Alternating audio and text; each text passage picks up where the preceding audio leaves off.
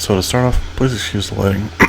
Not that my lighting in all the videos is all that amazing, but currently the power panel controlling the lights went on vacation, so this episode is a special noir edition featuring a desk lamp.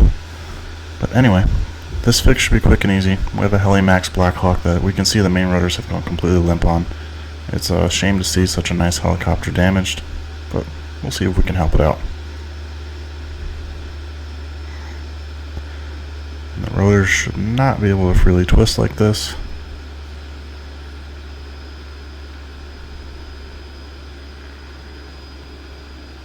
And in here we can see that the swash plate is missing.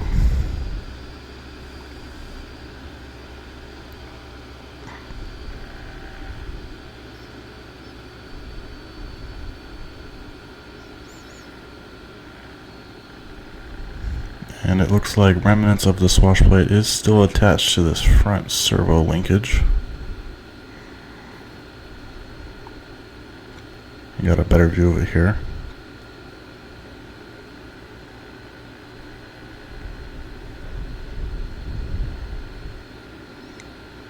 And back here appears to be the remaining piece of the swash plate.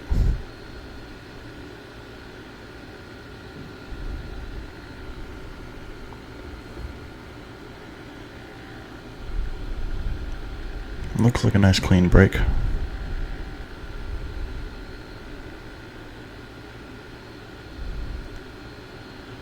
Alright, well, to replace, we're going to have to remove the rotor.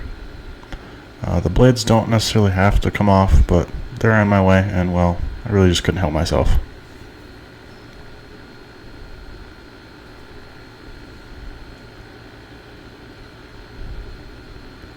Then we remove this cap while preventing the whole assembly from spinning.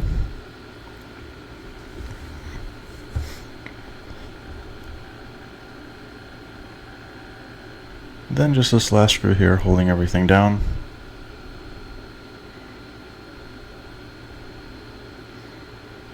Everything slides right off.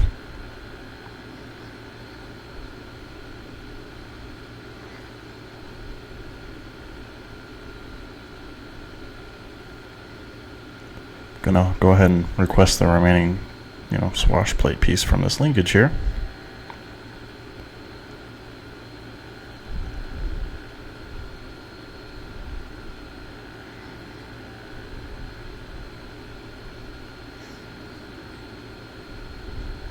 And it was a clean break.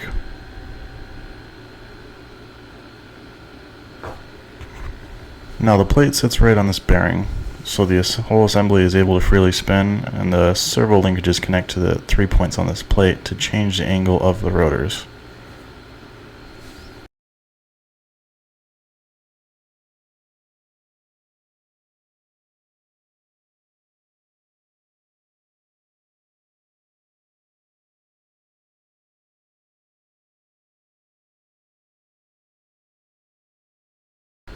Alright, we're just going to use super glue.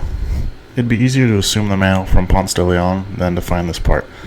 Just appears to be a no longer attainable item. I don't believe this thing to be under too much stress, so some super glue should suffice. If I felt otherwise, then probably some epoxy would do, and then would just shave away the excess with a Dremel. But here, I'm just going to use this super glue, and then I'll soak up any extra that finds its way down towards the linkage connections.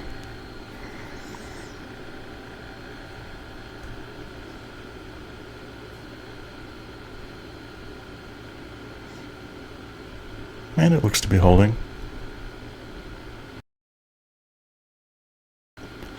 After a proper curing time, we can go ahead and reassemble.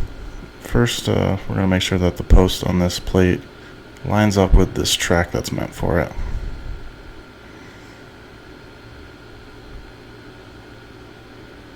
And then do everything as before, just making sure to connect those 3 servo linkages.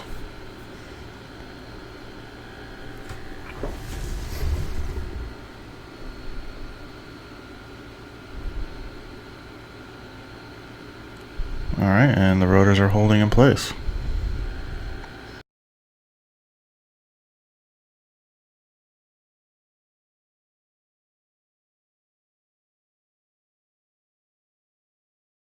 Off camera, the thing did fly after the controller was programmed, so the fix did suffice barring any future gravity checks for it. Which is awesome because this thing is too cool to just scrap it. This is out of my typical repertoire, but I hope this video was at least somewhat interesting, and if you like the content, I hope you earn your subscription, and see you on the next video.